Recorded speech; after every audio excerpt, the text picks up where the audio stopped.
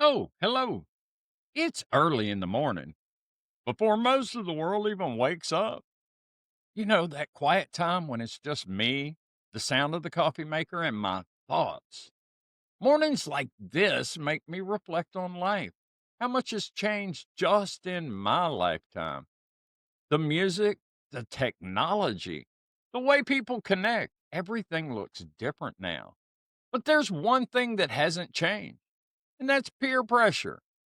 That need to fit in, to be accepted, to belong. It's something every generation faces.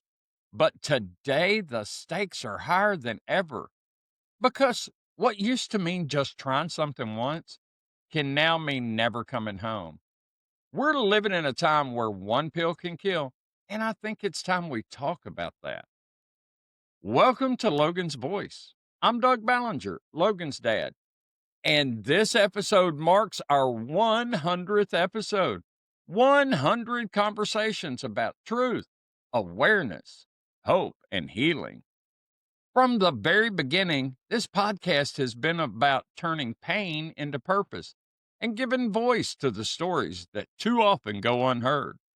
If you're watching on YouTube, do me a favor, hit that subscribe button, tap that notification bell, and drop a comment telling me where you're listening from.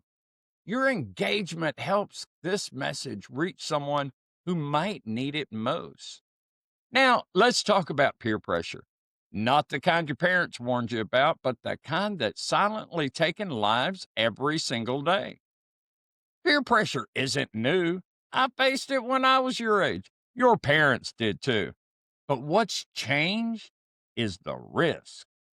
Back then, experimenting might have led to a bad decision or maybe addiction. Now it can lead to death instantly. Dealers aren't pharmacists. They don't care about your safety or purity of the product. They care about profit. Fentanyl is cheap, powerful, and everywhere. It's extremely addictive. It's being pressed into pills that look like Xanax, Adderall, oxycodone, even laced into weed, vapes, and powders. You can't see it, smell it, or taste it. Two tiny grains, smaller than a sprinkle of salt, can stop your breathing before help ever arrives. Most of the young people dying didn't want to die. They just wanted to fit in, to have fun, to feel something. But what's being sold today isn't a high, it's a deadly gamble. And I get it. You want to belong, you want to be part of the group. That's you being human. But what's being offered isn't connection, it's poison disguised as acceptance. Real friends don't make you risk your life to prove your worth. And the people who pressure you today won't be there when your family is standing at your funeral tomorrow. Nobody remembers the kid who said no, but everyone remembers the one who never made it home. So, how do you say no and still keep your dignity? It starts with confidence. If you say no like you mean it, most people will drop it. Remember, no is a complete sentence. Or you can try humor. Nah, man, I'm good. I've got enough problems already. Or blame someone if you need to. You know, the coach said there's going to be random testing this week. It's not worth losing my spot. And if none of that works, just walk away.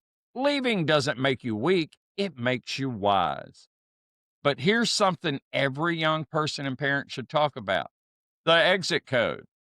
An exit code is a secret signal between you and someone you trust, a parent, sibling, or a friend that means, get me out of here.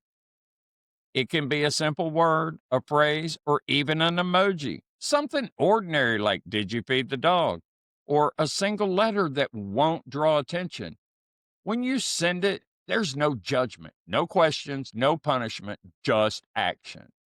Whoever gets the message knows to call or come get you right away. Because sometimes the hardest part of saying no isn't the word, it's finding a safe way to leave. An exit code gives you that lifeline. Parents, talk about this tonight with your children. Teens, bring it up if your parents don't. Make that agreement. If I send this to you, come get me. No lectures, no grounding, just safety. That one code could save your life. And once you know you have the safety net, here's the next step. Remember that saying no isn't weakness, it's power. It's the kind of power that opens doors instead of closing them. When you say no to something that could end your life, you're saying yes to everything still waiting for you. You're saying yes to prom, to graduations, to that first real kiss, that first big road trip, that feeling of freedom when you get your own place. You're saying yes to meeting someone special, the person who looks at you one day and says, "You're my forever." You're saying yes to walking your kids into school, coaching a little league game, and holding your grandchild for the very first time. There is so much life ahead of you. Don't throw it away for a moment of pressure that won't even matter next week. The real strength, the kind people remember, is the strength it takes to walk away, to stand tall and say, "My life means more than this." That's not weakness, that's courage. That's leadership. And someday, someone else will follow your example because they choose life. Peer pressure isn't new, but the danger is.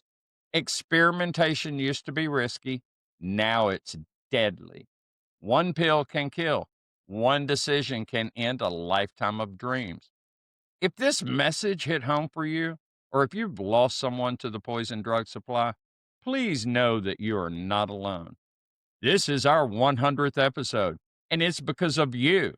Every listener, every parent, every teen who's tuned in, shared, and spoken up, that Logan's voice continues to reach hearts and save lives.